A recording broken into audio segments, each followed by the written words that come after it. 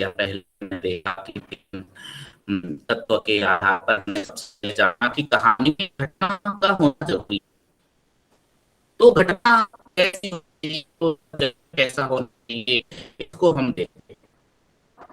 कहानी में घटना का होना जरूरी है।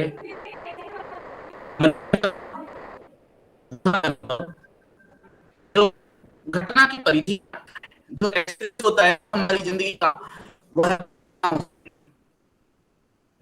तो घटना के माध्यम से व्यक्त होता है कि हम उसे प्रसन्नता अथवा दुख के अनुभव के भांति याद करते हैं। कोई भी घटना को हम जो है सुख के रूप में याद करते हैं या दुख के रूप में याद करते हैं, तो वो कहानी के निकट ही समझा जाएगा। कोई भी घटना को हम जो है याद करते हैं वही कहानी है। उदाहरण से यथासंभव बचते हुए हम सोचे कि प्रत्येक विशिष्ट अनुभव का जो है एक बिंदु शुरुआती या प्रारंभिक बिंदु होता है। कुछ एग्जाम्पल न देकर, उदाहरण न देकर कोई भी घटना की शुरुआती ढंग से जो है हम शुरुआत कर सकते हैं। हमारे जो जीवन का अनुभव होता है, चाहे वह खुशी के पल हो, चाहे वह दुख के पल हो।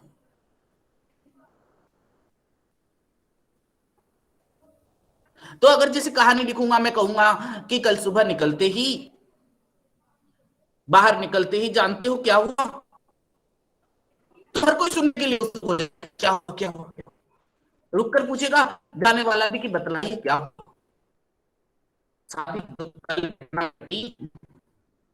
वह वर्णन के रास्ते में स्वभावतः आगे चलती है और सुनने वाला पूछता है कि फिर क्या हुआ, फिर क्या हुआ, फिर क्या हुआ, यानी उत्सुकता। घटना, फिर उसके बाद घटना घटने की जगह, फिर जो है उत्सुकता। इस वर्णन को सुनकर बहुत अच्छा लगता है। कहा तो सामान्य तौर पर दो कार बिंदुओं के बीच सिमटा यह वर्णन कहानी समझा जा सकता है। जो घटना के इर्द गिर्द घूमता रहता है।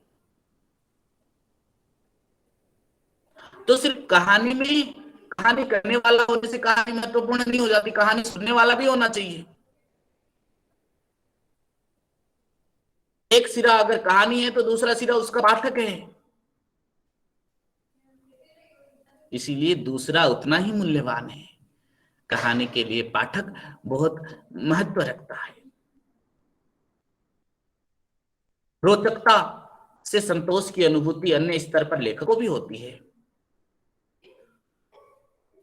तो हम कहानी में रोचकता होनी चाहिए।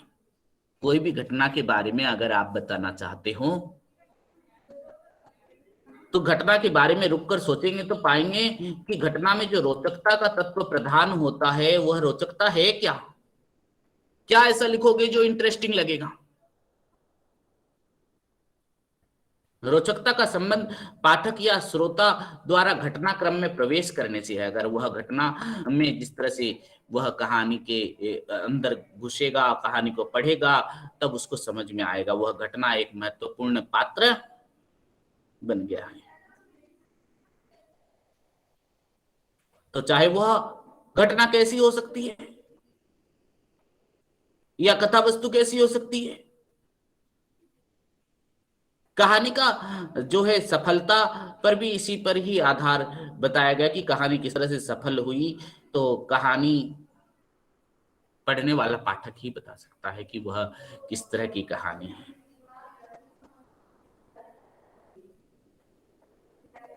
तो काल्पनिक कहानी भी होती है, कल्पना प्रधान ही होती है कहानी। तो उसमें कहानी में जो रोचकता लाओगे वो कहानी की विषय वस्तु के आधार पर बनती है, चाहे वो हो, जासूस हो या फिर ऐतिहासिक हो,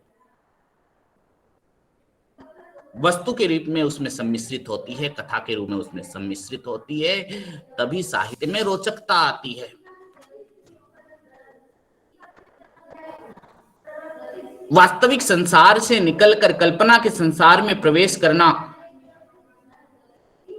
उस तरह से व्यक्ति का जो सपना है, वो जो सोचता है, वह कहानी में जाता है। तो हम देखते हैं कि कहानी, पंचतंत्र की जो कहानियां थी विष्णु शर्मा की, हमने कल लिखा कि कहानी लिखना शुरू किया, शिक्षाप्रद कहानी, मनोरंजन की इस्तेमाल हुआ था, वहां पर जो है किसी न किसी माध्यम से जो है पंचतंत्र की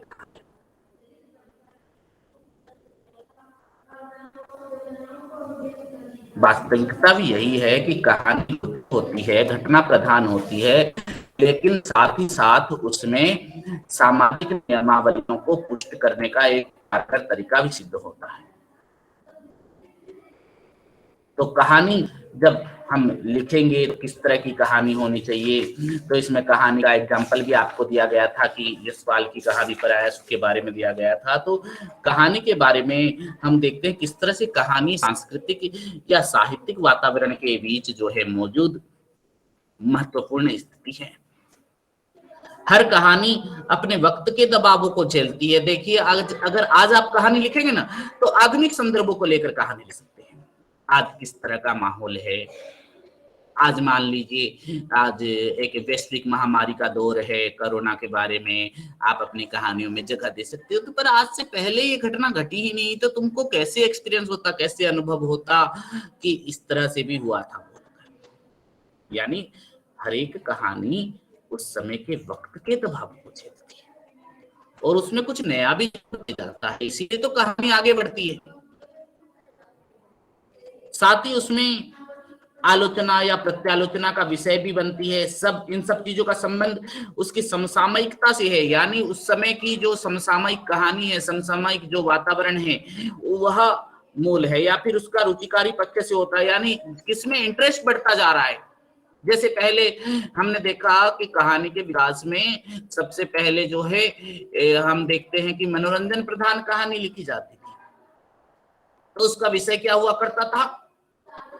तिलस्मी, जासूसी, ऐतिहासिक, पौराणिक, ये सब विषय हुआ करते थे।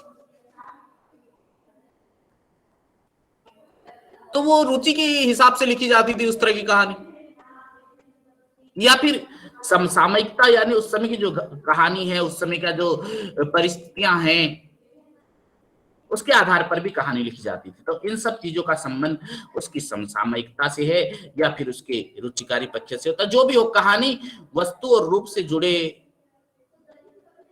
इन रूपों का पाठकों को सामना करना पड़ता है। पाठक पढ़ता है तो जानता है कि किस तरह की कहानी है ये, इससे हमें क्या संदेश मिल रहा है, और उनके स्वभाव और चरित्र का भी पता चलता है। हम ये देखते हैं कि कालक्रम के विभिन्न अवस्थाओं में कहानी की वस्तु भी बदलती है। समय बदलने पर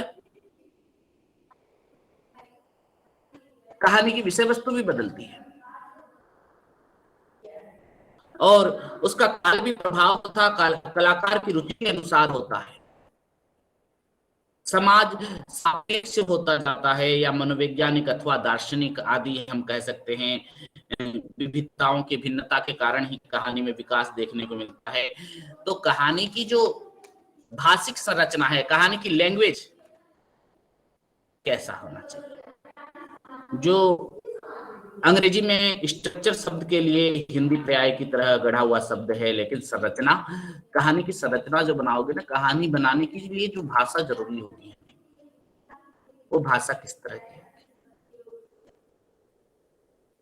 कहानी की भाषा में सबसे पहले क्या होगा? शीर्षक जो रहता है कहानी का, हेडिंग, शीर्षक से ऐसा आभास होता है कि भाषा और साहित्य दो अलग अलग चीजें हैं, क्योंकि संबंध दो अलग अलग चीजों के बीच में ही खोजा जाता है। दो अलग अलग चीजों के बीच में ही संबंध खोजाया, लेकिन भाषा और साहित्य के बीच वास्तव में ऐसा नहीं है। साहित्य भाषा के द्वारा भाषा में रचा जाता है और भाषा में ही वर्तमान रहता है। जो भाषा होती है ना, उसी में ही सब कुछ वर्तमान रहता है। तो हम देखते हैं कि साहित्य की भाषा या कहानी की भाषा कैसी होती है। भाषा का प्रयोग की एक विशेष विधि को साहित्य कहते हैं। कोई भी भाषा का प्रयोग हम नए नए तरीके से करते हैं तो उसे ही साहित्य कहते हैं। स्पष्ट है कि भाषा के प्रयोग की कोई दूसरी विधि भी है जो इस विधि से भिन्न है। भाषा का प्रयोग जिसमें करोगे वो साहित्य बन जाता है। तो अध्ययन की सुविधा के लिए हम इसे सामान्य भाषा कहेंगे। जो कहानी में भाषा का प्रयोग किया जाता है वो होती है सामान्य भाषा। और कई तरह की इस तरह की भाषा होती है, निश्चित और रूढ़ अर्थों की भाषा।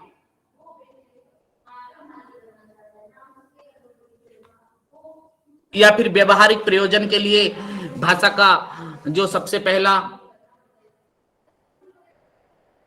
काम सूचना और संकेत है। जैसे चौराहे पर लाल बत्ती की हो गई, कहने का अर्थ क्या था, कहानी में आ गया कि चौराहे पर लाल बत्ती हो गई, कहने का अर्थ था रुक जाने की सूचना है।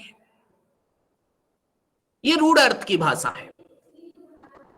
आसमान बुरी तरह दिख गया, कहने का अर्थ था कि बारिश होने वाली है, कहानी में इस तरह की भाषा का प्रयोग किया गया था। ये तो रूढ़ अर्थों की भाषा। और तरल अर्थों की भाषा भी अगर कहेंगे, जैसे जैसे हम कोई सामान खरीद के लाते हैं तो दूध, तेल, पानी वो सब ले के आते हैं, और आलू प्याज तोल के लिए इस्तेमाल किया जाता है।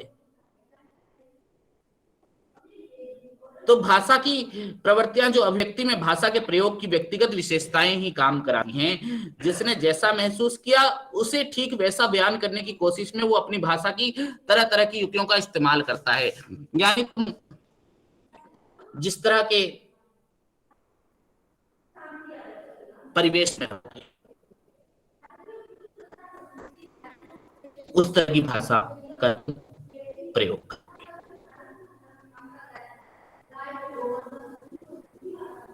बच्चे के द्वारा अगर हम कहें हैं कोई शब्द, तो उसको हम टूटली भाषा में भी कहेंगे तो समझ में आएगा। तो भाषा इस तरह से कई अर्थों में प्रयोग की जा सकती है, जिससे क्या होगा, कहानी में रोचकता प्रदान।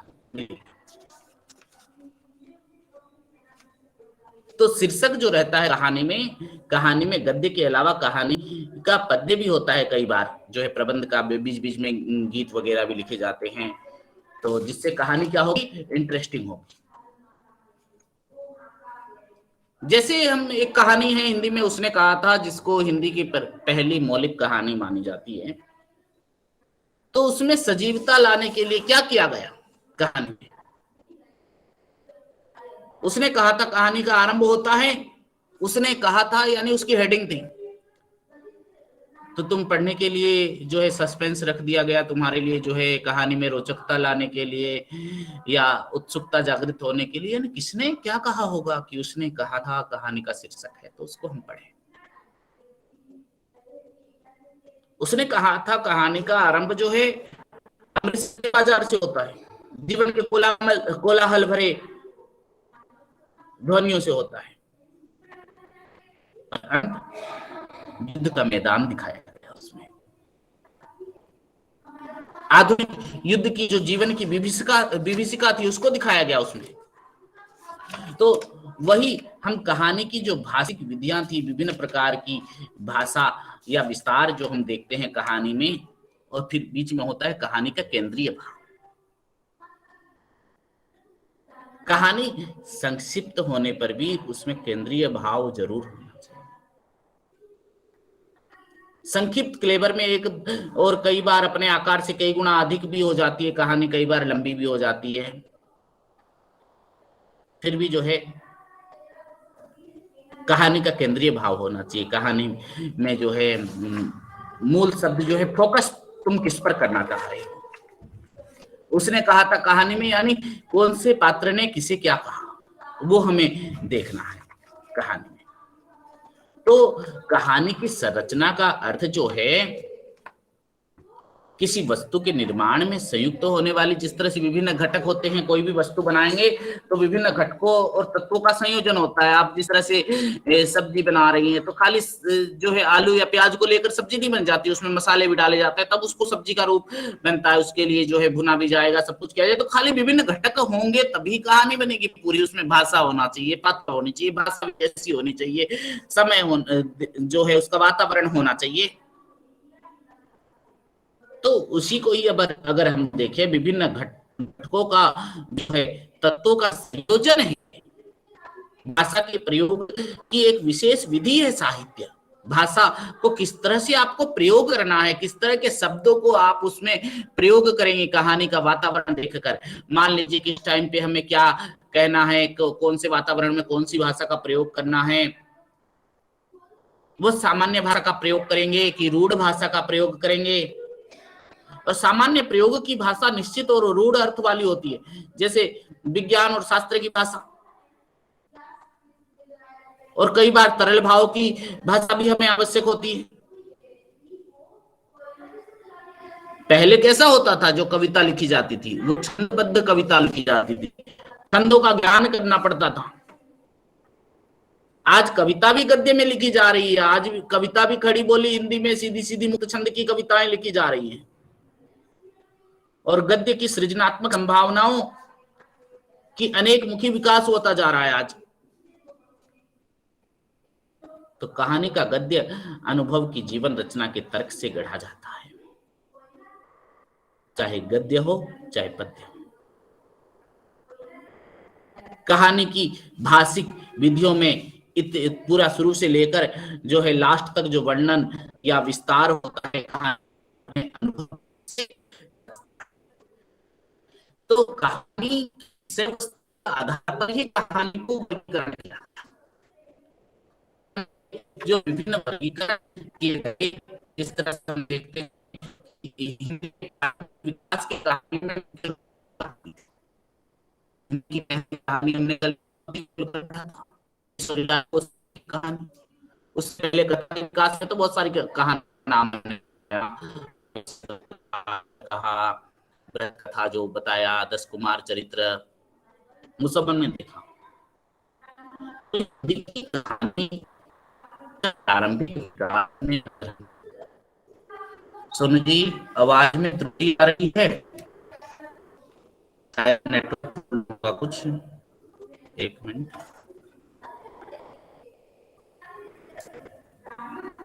अब आवाज क्लियर आ रही है आपको भी?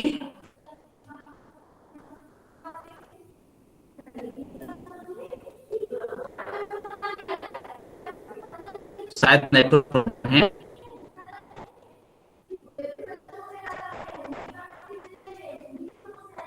तो ओके ठीक है सर, अब बता रहे। तो कहानी के प्रारंभिक विकास की कहानियों में जो मुख्य रूप था, हिंदी की पहली कहानी सरस्वती में छपी थी, उसकी महत्वपूर्ण भूमिका है। कहानी बनने के स्वरूप की हम चर्चा कर सकते हैं इसमें। और यहीं से ही कहानी जो इंदुमती पहले छपी ना सरस्वती का, तो कहानी के प्रारंभिक प्रकार बनने शुरू हो जाते हैं। यहीं से ही जो है कहानी तरह तरह की कहानियां बनेगी। ये बात अलग है कि कहानी के हमारे जो है समय के किए जाने वाले वर्गीकरण समय के अनुसार तो बदलता है कहानी का रूप, वो ठीक है। जिस तरह से पुरातन कहानी, आधुनिक कहानी हम कह सकते हैं वो पुराने विचारों की कहानी थी, आजकल मॉडर्न युग वाले हो गए तो आधुनिक विचारों की कहानी होगी। वो विकासवादिता के आधार पर कहानी का वर्गीकरण हो रहा था, पर उनका हमारे समय की कहानियों से बड़ा दूर का ही संबंध रहा है। सरस्वती में प्रकाशित होने वाली कहानियों में हम कल्पनाओं से भरपूर कहानी, चरित्रों को लेकर लिखी गई कहानी, काल्पनिक यात्रा वर्णन, आत्मकथा के रूप में कहानियां पाते हैं। सरस्वती में जो कहानी छपती थी पहले पहले दशक की, वो कैसी काल्पनिक कहानी थी, यात्रा वर्णन की कहानी थी, आत्मकथात्मक कहानी थी।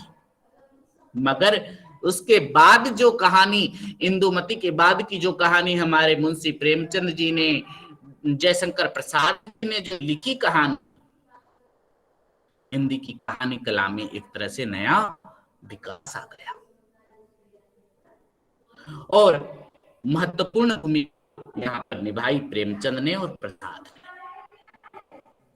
तो हिंदी कहानी के विकास में जो पहले लिखी जा रही थी इस तरह की कहानियां देखो, पहले तो चरित्र प्रधान कहानियां लिखी जा रही थी।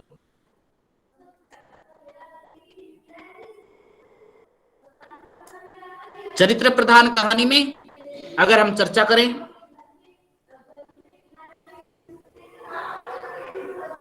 अंग्रेजी साहित्य में 18वीं सदी में हम इस प्रकार का लेखन गद्य में दिखाई देता है।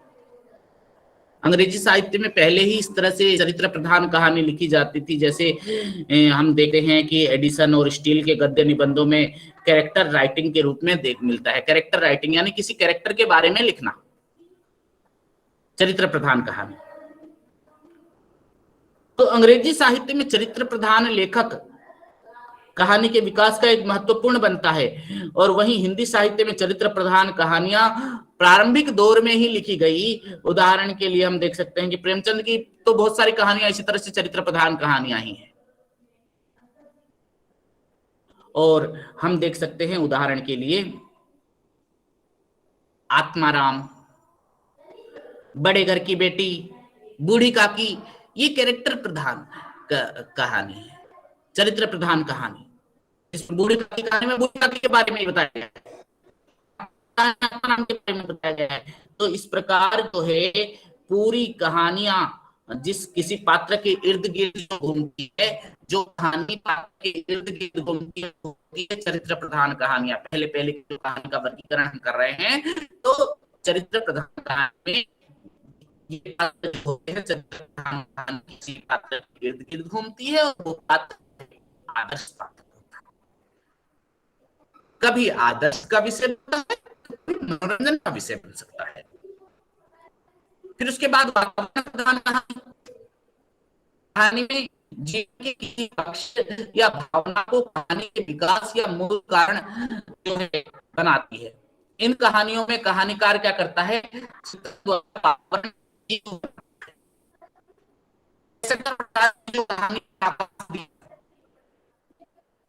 हिंदी कहानी में सुदर्शन की कहानी, वातावरण प्रधान कहानी है, जिसमें वातावरण को प्रमुख रूप से दिखाया जाए। आकाशदीप जो है उसमें एक समय को दिखाया, खंडर, ये वातावरण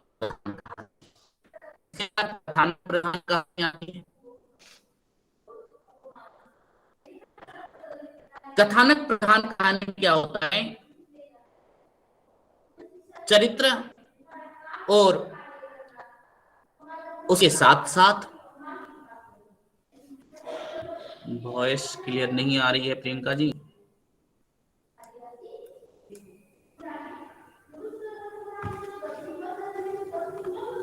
एक मिनट।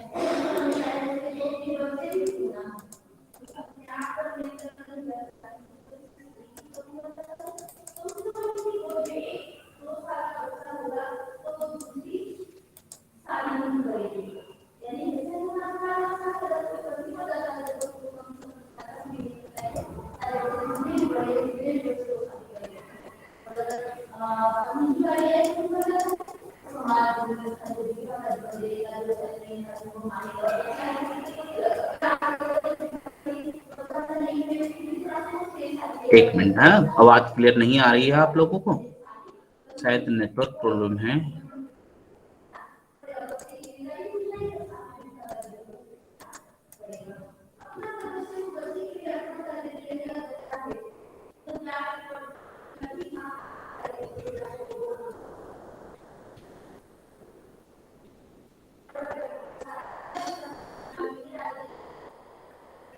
ओके, तो कोई टाइम हो रही है तो ठीक है, मैं प्रयास करता हूँ नेटवर्क की लेने की। इसके बाद जो है कथानक प्रधान कहानियों में हम देख सकते हैं कि इसमें कथा को प्रमुख रूप से दिखाया जाता है। मूलतः ये कहानियां कथानक या कहानी कहने को महत्व देती, जो भी स्टोरी कथानक कहने को महत्व दे, कहकर जो सुनाया जाए, जिसमें इंटरेस्टिंग लगे, कथानक कहानी कथा की तरह लगे, उस तरह की कहानियां जो है अधिकतर नरेशन अथवा आख्यान पर अधिक जोर देती है। जैसे व्याख्या करने जैसा होता है ना आख्यान, वो होती है कथानक प्रधान कहानी। फिर कार्य प्रधान कहानी एक कहानी होती है। कार्य प्रधान कहानी यानी अरस्तु जो थे, अरिस्टटल, उन्होंने कहा, नाटकों की चर्चा के दौरान कहा है कि नाटक चरित्र के बगैर संभव हो सकते हैं। नाटक चरित्र चित्रण के बगैर संभव हो सकते हैं, क्योंकि मगर कार्य अथवा एक्शन के बिना नहीं। अगर चरित्र नहीं रहेगा तो कर सकते हो नाटक, पर एक्शन करना जरूरी है। कहानियों में अक्सर कार्य का महत्व रहता है। ऐसी कहानियों को कार्य प्रधान कहानी कहा जाता है, क्योंकि कहानियों में आमतौर पर कार्यों का ही महत्व होता है। कहानियों में कहानीकार की दृष्टि हमेशा कार्य या एक्शन पर ही होती है। तो भले वो चीजें कहानी में महत्वपूर्ण हो, या जिसके चलते हमें इन्हें कार्य प्रधान कहानी कहा गया है। गोपाल राम गहमरी का निबंध या दुर्गा प्रसाद खत्री की कहानियां जो है कार्य प्रधान कहानी है। इसके बाद की जो कहानियां हो रही थी, पहले पहले जो कहानियां लिखी गई इंदुमती के बाद, जो कहानियां थी वो कथानक प्रधान कहानी थी, वातावरण प्रधान कहानी थी और चरित्र प्रधान कहानी थी। पर जो बाद में कहानी लिखी गई ना, परवर्ती समय की जो कहानी थी वो थी यथार्थवादी कहानी। याद रखना इंपॉर्टेंट है, यथार्थवादी कहानी यानी जीवन की वास्तविकता, उसकी समस्याएं को यथासंभव यथा तथ्य प्रस्तुत करना ही यथार्थवाद है। हमारे जीवन से जुड़ी समस्याएं, जीवन की वास्तविकता और जीवन की समस्याओं को यथा तथ्य यथा संभव प्रस्तुत करना यथार्थवाद है। और जीवन स्थितियों का इस प्रकार का कहानियों में प्रस्तुतिकरण यथार्थवादी कहानी को जीवन प्रदान करता है, स्वरूप प्रदान करता है। जीवन का इस प्रकार का जहां पर चित्रण रहेगा, जहां पर यथार्थ चित्रण यथा संभव यथा तथ्य के आधार पर जो कहानियां लिखी जाएंगी वो होगी यथार्थवादी कहानी। तो हिंदी कहानी के इतिहास में प्रेमचंद के समय तक आते आते सारे पुराने वर्गीकरण जो थे, वातावरण प्रधान कहानी, चरित्र प्रधान कहानी, कथानक प्रधान कहानी, कार्य प्रधान कहानी, वो अबुद्धि संगत और अप्रासंगिक लगने लगे। उन सब की और कोई वैल्यू नहीं रही। फिर यथार्थवादी कहानियों के लिए जमीन बनने लगी। यथार्थवादी कहानियां लिखें, यानी जीवन की जो विसंगतियां हैं, जीवन की जो समस्याएं हैं, जीवन की जो वास्तविकता है, उसको हम कहानियों में दिखाएं। विशेषकर प्रेमचंद ने लिखी यथार्थवादी कहानी, उनका अभूतपूर्व योगदान रहा है। विशेषकर ग्रामीण जीवन से जुड़े यथार्थ के प्रस्तुतिकरण ने प्रेमचंद का कोई जवाब नहीं दे सकता। प्रेमचंद ने जिस तरह से ग्रामीण जीवन का चित्रण किया ना, वास्तविक चित्रण, वैसा कई दूसरे कहानीकार ने आज तक शायद ही किया है। मगर प्रेमचंद की कहानियों में आदर्शवाद के लगातार बने रहने के चलते उनकी कहानियों को हम अक्सर क्या कहते हैं, आदर्शोन्मुखी या आदर्शवादी यथार्थवादी कहानियां कहते हैं। प्रेमचंद की कहानी में जीवन की वास्तविकता है, पर उसके साथ उन्होंने उसमें क्या दिखाया, आदर्श। इसीलिए हम प्रेमचंद की कहानियों को किस कोटि में हम रख सकते हैं, आदर्शवादी यथार्थवादी कहानी। जीवन की वास्तविकता थी उसमें, जीवन का यथार्थ था। वैसे तो हमने चरित्र प्रधान कहानी, जैसे मैंने आपको एक एग्जांपल दिया था बूढ़ी काकी प्रेमचंद की कहानी, उसमें वो चरित्र प्रधान कहानी तो है ही, साथ में उसमें यथार्थ भी है, जीवन की वास्तविकता है, बुजुर्गों की ये दशा हो रही है।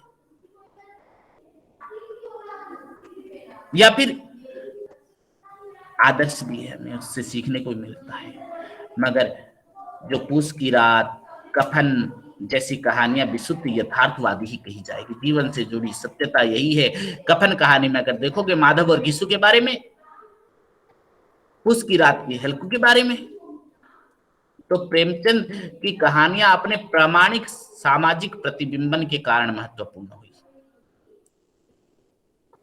उनकी कहानियों में एक प्रकार की उद्देश्यपरकता भी पाई गई है।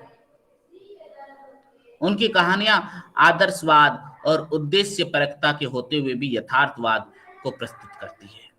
तो यथार्थवाद के अनेक रंग जो है प्रेमचंद की कहानियों में देखने को मिलते हैं। इसी प्रकार यशपाल की जो कहानी थी वो प्रेमचंद परंपरा के मार्क्सवादी जीवन दृष्टि को जोड़कर एक नया उन्मेष प्रदान किया।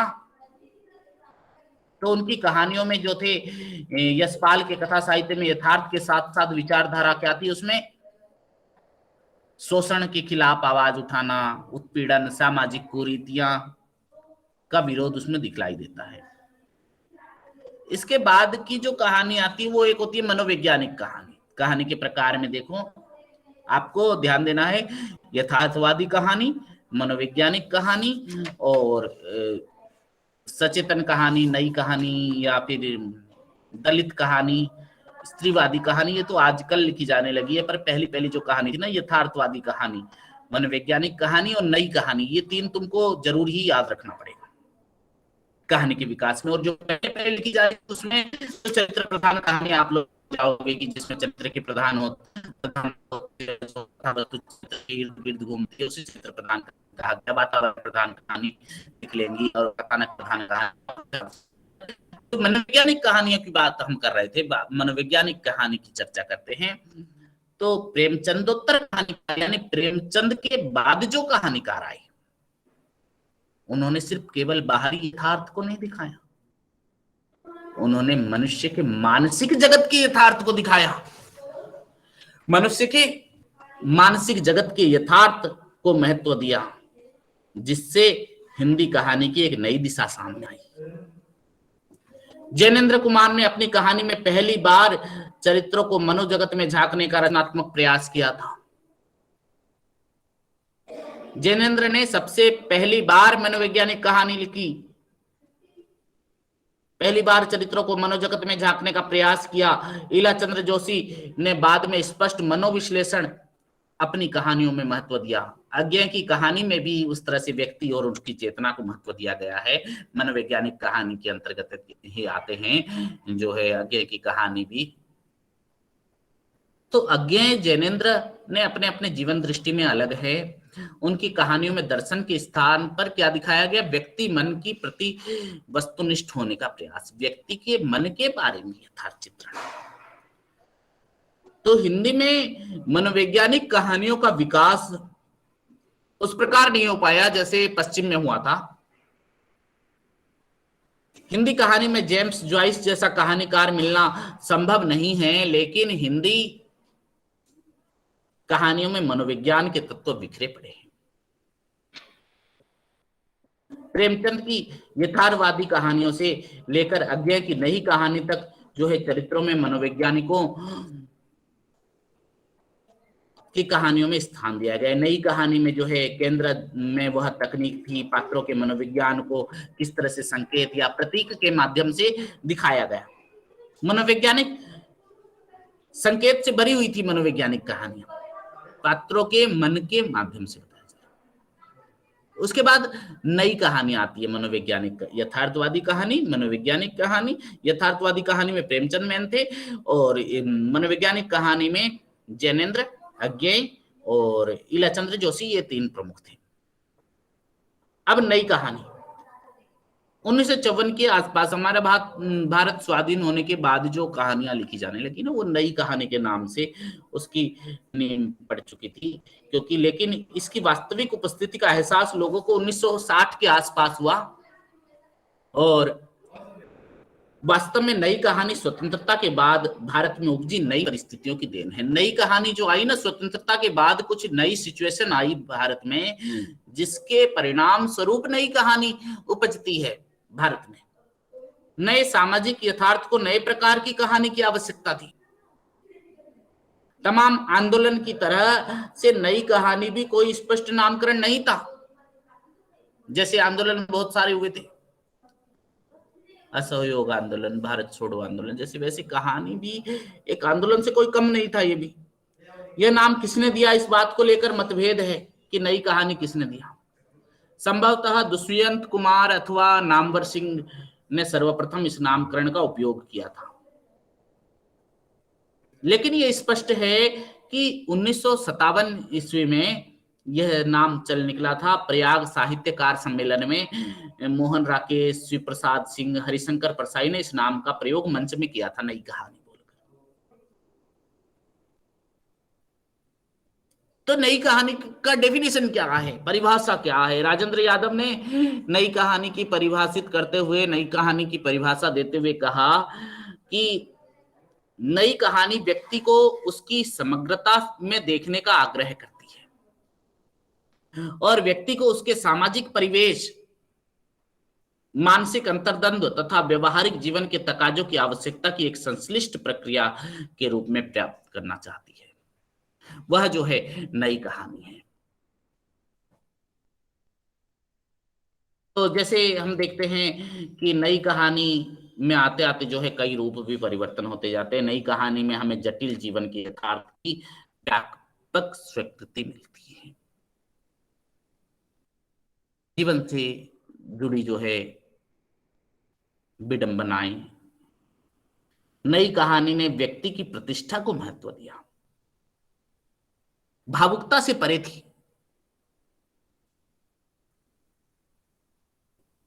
जैनेन्द्र की जो कहानियों की तुलना में ये कहानी व्यक्ति को संपूर्णता में प्राप्त करने का दावा करती थी। मुख्यतः मध्यम वर्ग की कहानियां ही थी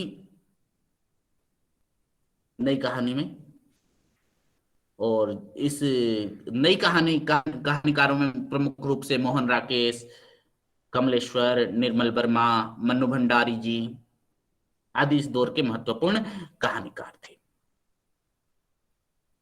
इसके बाद अकहानी का विकास हुआ। नई कहानी की ही पृष्ठभूमि थी, उसी परिवेश के आधार पर ही अकहानी चलिए 1960 या 1962 के बीच में ही अकहानी नाम का प्रयोग किया गया और इसे नई कहानी के विरुद्ध रखने की चेष्टा की गई। नई कहानी के अगस्त में अकहानी चलेगी। नई कहानी का प्रारंभ के कुछ समय बाद ही उसका विरोध भी शुरू हो गया और यह विरोध कहानी में आने वाली जड़ता को तोड़ने के लिए था और कहानी में नए जीवन संदर्भों को जोड़ने के लिए था। लेकिन इसकी परिणति बहुत सार्थक नहीं हो सकी। पहले तो गंगा प्रसाद विमल ने इसे समकालीन कहानी के नाम से जानेंगे बोलकर कहा था, फिर जो है बाद में इसे अकहानी बोलकर कहा गया। समकालीन कहानी फिर जो देखिए कि आज भी अगर होगी तो वो आज अगर पढ़ी जाएगी तो वो समकालीन कहानी यानी आज के युग की कहानी होगी, नहीं, फिर अकहानी नाम रखा गया इसको। अकहानी के बहुत से कहानीकार नई कहानी से भी जुड़े थे। तो इस तरह से अकहानी में हम देखते हैं कि इस कहानी आंदोलन में जो है प्रभाव था वो पश्चिमी प्रभाव से कुछ ज्यादा ही स्पष्ट थे। फ्रांस में चल रहे एंटी स्टोरी आंदोलन से अकहानी आंदोलन प्रभावित था, जो किसी भी जीवन, कला, मूल्य की स्थापना के विरुद्ध था।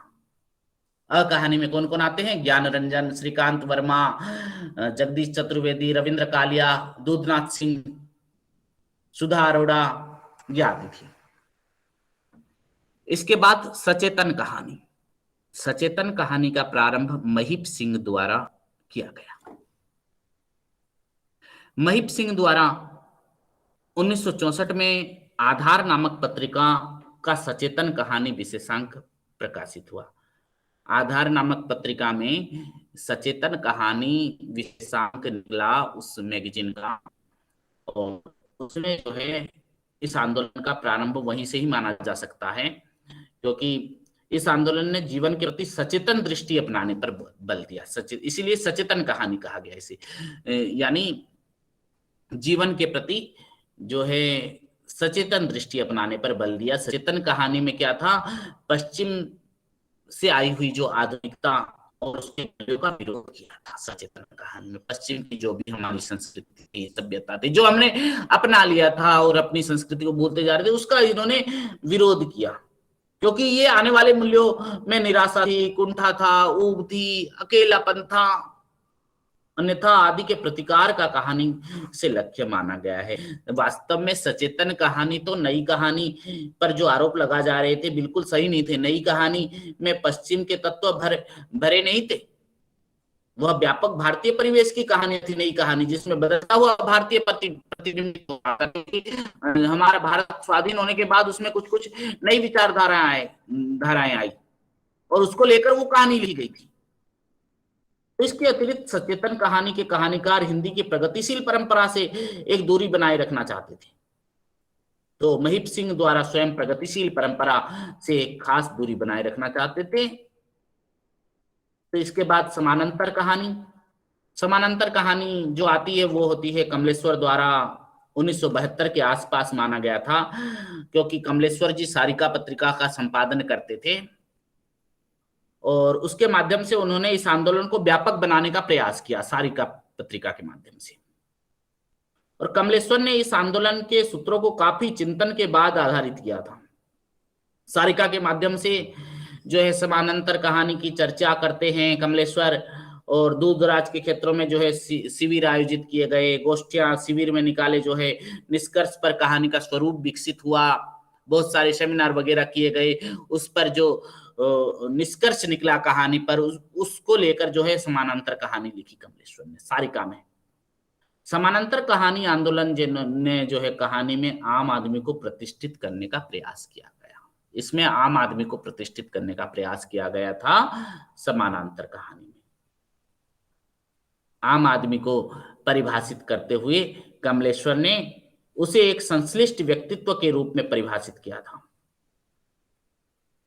तो कहानी के इस आंदोलन में जुड़े रचनाकारों ने विभिन्न प्रकार के संदर्भ में आम आदमी के संघर्ष की जो कहानियों को स्थान दिया, वह थी समानांतर कहानी। इसके बाद जनवादी कहानी, जनवाद को अपना आधार बनाया जनवादी कहानी में, जिसमें क्या था, मजदूर, किसान, दलित, शोषित वर्ग के लिए लोग अपनी कहानी के केंद्र में रखा। मजदूर, किसान, दलित, शोषित वर्ग को अपनी कहानी का विषय वस्तु बनाया। तो यह कहानी आंदोलन वर्ष 1977 में दिल्ली यूनिवर्सिटी में, दिल्ली विश्वविद्यालय में जनवादी विचार मंच की स्थापना के साथ हुआ। 1977 में जनवादी विचार मंच की स्थापना की गई दिल्ली में, वहीं से ही जनवादी कहानी के बारे में विचार किया गया और जनवादी लेखकों का एक शिविर आयोजित हुआ, जिसमें लेखकों ने 1967 से 1977 तक के जनवादी साहित्य का मूल्यांकन किया। आज भी इस प्रकार की कहानी को लेकर लंबी बहस जो है हंस जैसी पत्रिकाओं में आयोजित की गई हैं, जनवादी कहानियां। तो जनवादी कहानी के बाद सक्रिय कहानी आती है। इस कहानी के पुरोधा से सक्रिय कहानी से चेतनात्मक ऊर्जा और जीवंतता की ओर जाने वाली कहानियों से था। यह उस समझ और एहसास की कहानी है जो मनुष्य को किंकर्तव्य मूर्ता से मुक्ति प्रदान करने की और अपनी कमजोरियों से लड़ने के लिए तत्पर बनी। अपनी कमजोरियों से लड़ने के लिए जो तत्पर बनाए वो थी सक्रिय कहानी, एक्टिव होना। इसके बाद दलित कहानी, मराठी साहित्य से इसका उत्पन्न देखने को मिलता है, तो जिसमें दलितों के बारे में बताया गया। ठाकुर का कुआं, सदगति भी इस तरह की कहानी थी, पर लेकिन बाद में दलित लेखकों ने इन्हें गैर दलित लेखकों द्वारा लिखी गई कहानी बतलाया और कहा कि इनमें दलितों की यातना और दुर्दशा का चित्रण तो अवश्य है, मगर उनमें संघर्ष और चेतना का अभाव है। जो दलित न होकर लिखता था दलित कहानी, तो दलितों ने कहा इन्होंने दलितों की पीड़ा के बारे में बताया, उनमें संघर्ष और चेतना का अभाव बताया। उन्होंने स्ट्रगल नहीं किया कहीं पर, उन्होंने कहीं पर उसमें चेतना जागृत नहीं की दलितों के खिलाफ, खाली सिर्फ उनके दुख को ही दिखाया। तो दलित लेखकों की यह सैद्धांतिक अवस्थिति विवाद का विषय बनी, मगर सच है कि हिंदी साहित्य में बहुत सारी अलग अलग दलित कहानियां लिखी गई। दलित लेखकों ने अपनी कहानियों में दलित विषय के आधार पर यथार्थ चित्रण प्रस्तुत किया। उसके बाद स्त्रीवादी कहानी, स्त्रियों की समस्याओं और संवेदना को लेकर लिखी गई कहानियों को अक्सर स्त्रीवादी कहानी कहा गया। अधिकांश लेखिकाएं जो थी या हमारी जो कथाकार थी महिलाएं, इसको अस्वीकार करती है, इस वर्गीकरण को, क्या स्त्रीवादी कहानी, और स्वयं उनमें शामिल नहीं करती है। फिर भी जो है हिंदी कहानी पिछले 3 दशकों से स्त्री कहानीकारों ने अपनी सोच समझ संवेदना के आधार पर अपनी एक अलग पहचान बनाई है, जिसे स्त्री संबंधित कहानियों के वर्ग में रखा जा सकता है। जैसे हम देख सकते हैं स्त्रीवादी कहानियों में मन्नू भंडारी, चंद्रकांता, अलका सरावगी जैसी लेखिकाएं अपनी अपनी कहानियों में स्त्री संवेदना और स्त्री समस्याओं को जग। तो हम देखते हैं कि हिंदी साहित्य और समाज में जो ऐतिहासिक विकास हुआ हमारी कहानी का, तो कहानी के विभिन्न रूप समाज में आते हैं और परिवर्तन के साथ ही बने हैं। कहानी, बहुत तरह की कहानियां हमारे सामने। प्रेमचंद के समय में जिस तरह से हम देखते हैं यथार्थवादी कहानी का उदय हुआ, और पीछे जो है बाद में हमारी पृष्ठभूमि स्वतंत्रता आंदोलन की थी, तो भारतीय समाज में परिवर्तन की आकांक्षा के चलते वो यथार्थवाद जो है बाद में जनवादी कहानी तक पहुंच गया। भारतीय समाज में लोकतंत्र के विकास के साथ साथ ही मध्यम वर्ग के उत्थान के चलते मनोवैज्ञानिक और नई कहानी सामने आती है। हम देखते हैं कि विभिन्न कहानी आंदोलन चलते हैं, नई कहानी की ही इस तरह से की क्रिया प्रतिक्रिया सामने आती है। राजनीतिक विचारधारा या प्रतिद्वंदिता जनवादी कहानी को विकसित करती है। तो भारतीय समाज में लंबे समय तक जो हाशिए पर पड़ा हमारा दलित समाज जो है, अपने दलित कहानीकारों में अपना प्रतिनिधित्व प्राप्त किया। दलितों ने सिर्फ उनकी पीड़ा को नहीं दिखाया, उनके संघर्ष को दिखाया, चेतना जागृत की। तो हिंदी कहानी के वर्गीकरण में अगर हम देख सकते हैं, सामाजिक, राजनीतिक हो, चाहे वो ऐतिहासिक हो या फिर आर्थिक पृष्ठभूमि को ही हम रख सकते हैं, उसके लिए ही जो है वही था जो है मूल उसकी प्रवृत्ति, जिसके कारण ये जो कहानी के विभिन्न रूप बने, इतनी तरह की कहानियां विभाजित हुई। और कहानी में उन तत्वों की विकास को भी हम देखते हैं कि जो आंदोलन का स्वरूप ग्रहण कर रही थी। नई कहानी आंदोलन के साथ साथ कहानी की तकनीक में भी बहुत सारा परिवर्तन आया। फिर हम कहानी की आलोचना के बारे में देखते हैं कि कहानी जो वैश्विक परिदृश्य में कहानी की कैसी आलोचना है, और हिंदी साहित्य में हिंदी कहानी की आलोचना की परंपरा कैसी रही है। हिंदी में एक विधा के रूप में उपन्यास के जन्म में भले ही पश्चिमी साहित्य के रूप में प्रभावित परिघटना मानी जाए, लेकिन कहानी के बारे में ऐसा मानना उचित नहीं है। अंग्रेजी के प्रभाव से हिंदी में उपन्यास आया हम मान सकते हैं, पर कहानी आई बोलकर हम नहीं मान सकते। कल हम शॉर्ट स्टोरी के बारे में बात कर रहे थे, वही कि अंग्रेजी की शॉर्ट स्टोरी की विधा के प्रतिक्रिया के रूप में जो है हिंदी में नई छोटी कहानी या लघु कथा बोलकर आया। तो कहानी किसी न किसी हमारे समाज में ही थी, चाहे वो मौखिक रूप से हो या लिखित रूप से हो। भारतीय समाज और परिवेश में बहुत पहले से ही है। प्राचीन रूप से तो लोक कथाओं का हिंदी में खास तौर पर उसकी बोलियों में अक्षय कोश रहा है। तो हिंदी कहानी में अगर लिखित रूप में, तो वो संस्कृत साहित्य में भी कहानी के आद्य रूप पाए जा सकते हैं। हितोपदेश, पंचतंत्र, बेताल पच्चीसी, सिंहासन, दात्रशिका आदि का उल्लेख हम देख सकते हैं। मात्र सिर्फ क्या था, नैतिक उद्देश्य और मनोरंजन वाले उद्देश्य को हटाकर मानव जीवन के भौतिक अनुभवों की अभिव्यक्ति का दायित्व स्वीकार किया कहानी, तब वह स्वतंत्र विधा बनकर आती है कहानी। पारंपरिक कहानी किसी स्थान पर, किसी विषय समय विशेष में अमुक व्यक्ति रहता था वाली शैली में था। पारंपरिक जो कहानी थी ना, एक गांव में एक बूढ़ा व्यक्ति रहता था, इस तरह से कमाता था, खाता था, उसके साथ इस तरह से था। इस तरह से पहली कहानी थी हमारी, जो है पारंपरिक कहानी थी। पर जो है बाद में हमने क्या किया, उसको उपस्थित रूप में देखने के लिए, देखने दिखाने की हमने तमीज अर्जित कर ली। इसलिए इस रूप में कहानी कला के मूल्यांकन में कसौटी ने तो हो सकती थी, उसका नैतिक संदेश क्या है, ये कितनी देर तक हमारे कौतूहल के साथ चलेगी, इस तरह से हम देखते थे। हिंदी का पहला उपन्यास किसे माना जाए या पहली कहानी होने का श्रेय किस रचना को दिया जाए, इस पर बहुत चर्चा हुई है कथा साहित्य के बारे में अगर हम चर्चा करें तो। लेकिन कथालोचन के क्षेत्र में प्रारंभिक प्रयासों के बारे में कुछ भी चर्चा कर पाना अभी भी मुश्किल है कि शुरुआत कहां से हुई। एक लंबे समय तक हिंदी की रचनाशीलता के केंद्र में कविता ही रही है, इसीलिए ज्यादा सुसंगत विकास क्रम काव्यालोचना को ही मिलता है, काव्य की आलोचना को ही मिलता है।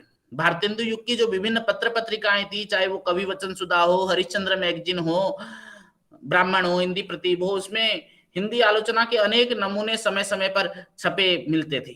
पुस्तकों की समीक्षाएं आती थी।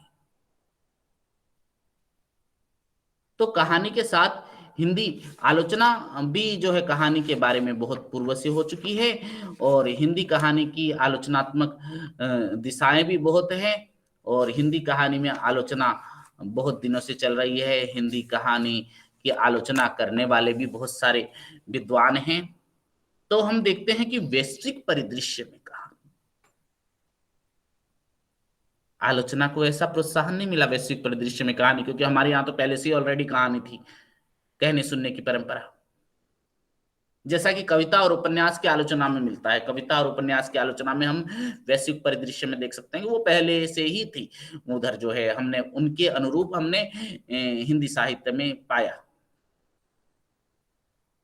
परंतु आरंभ में कहानी आलोचना ने जो आकार लिया, उसमें स्वयं कहानी लेखकों द्वारा लिखे गए लेखों को महत्वपूर्ण भूमिका रही, और बाद में कहानी आलोचना में तमाम भ्रांतियों का निराकरण करते हुए विश्व स्तर पर अपनी एक अलग पहचान बनाई। हिंदी में कहानी आलोचना की शुरुआत काफी संघर्षपूर्ण रही है। उसको स्वीकृति पाने के लिए लंबा संघर्ष करना पड़ा। हिंदी में कई आलोचकों ने कहानी पर काम किया, लेकिन कहानी की आलोचना को एक संगठित और उन्नत स्वरूप प्राप्त करने की काफी दिक्कतें आई। ज्यादातर जो भी अच्छा काम कहानी की आलोचना के क्षेत्र में हुआ, वो इधर उधर बिखरा पड़ा था कहानी की आलोचना के बारे में। जो अच्छी अच्छी किताबें उपलब्ध है, वो लेखों का असंगठित संग्रह है। बेशक कुछ अपवाद भी नहीं है, जैसे हम कहते हैं कि कहानी में आलोचकों की दिलचस्पी जो है लगातार बढ़ती रही, और कहानी की आलोचना को एक संगठित आधार देने का काम हिंदी में लगातार जारी है। जो हम देखते हैं कि कहानी जो है विभिन्न, कुछ आजकल हम देख रहे हैं कि कुछ विमर्शों ने हिंदी की कहानी आलोचना का गहराई से प्रभावित किया है। जिस तरह से हम देखते हैं दलित विमर्श, स्त्री विमर्श, वृद्ध विमर्श, विकलांग विमर्श, तो इन पर जब आलोचना होती है ना, तो साथ में कहानी की तो आलोचना करनी पड़ेगी, तो उससे ज्यादा प्रभावित होती है कहानी आलोचना, क्योंकि इनमें दलित विमर्श और स्त्री विमर्श तो प्रमुख हैं। इन विमर्शों ने कहानी और कहानी की आलोचना के परिदृश्य में बहुत सारा बदलाव कर दिया। कहानी लेखन और आलोचना के क्षेत्र में दलित और महिलाओं की बढ़ती चढ़ती भागीदारी इसका प्रमाण है। अब कहानी आलोचना पारंपरिक मानदंडों और पूर्वाग्रह को चुनौती देते हुए कहानी विधा के अब एक अनछुए पहलुओं की बेबाकी से पड़ताल करती दिख रही है।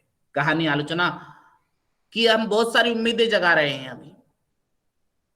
तो हिंदी कहानी की आलोचना से जो है हमारा यह खंड समाप्त होता है। हिंदी कहानी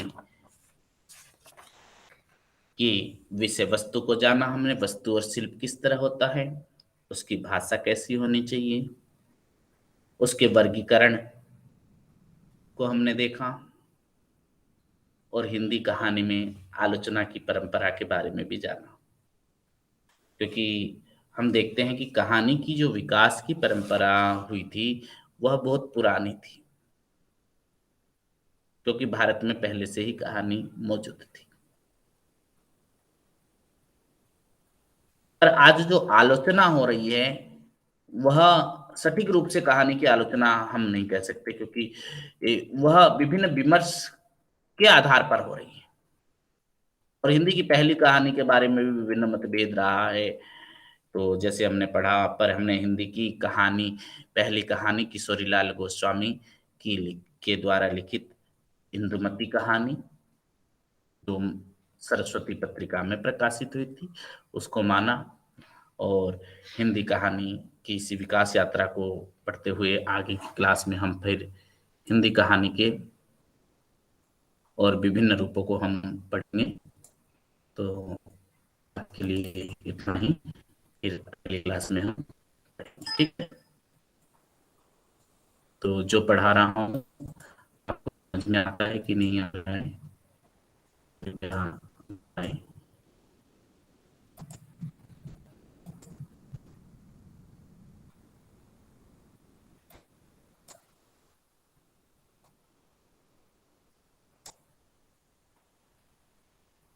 सर आप नोट्स नहीं लिखवाएंगे क्या? नोट कैसे लिखवाऊं आप लोगों को सबको मैं? क्या नोट्स लिखवाया जा रहा है आपको ऑनलाइन क्लास में? जी सर, कोई कोई सर मैम लिखवाते हैं। ओहो, ठीक है, मैं नोट्स बनाने की कोशिश करूंगा, क्योंकि अगर आप समझेंगे नहीं, सिर्फ लिखवाना ही ठीक, अगर आप समझी रहेंगी तो अपने मन से ठीक तरह से लिख सकेंगी। और नोट्स पर आधारित जो आप परीक्षा देंगी वो बहुत त्रुटिपूर्ण रहता है, क्योंकि सारे बच्चे अगर समान लिख देंगे, सेम लिखेंगे, तो क्या समझा जाएगा? अपने मन से कुछ कुछ लिखने की चेष्टा करो, जो मेन मेन पॉइंट है मैं बता दूंगा, ठीक है? जी सर।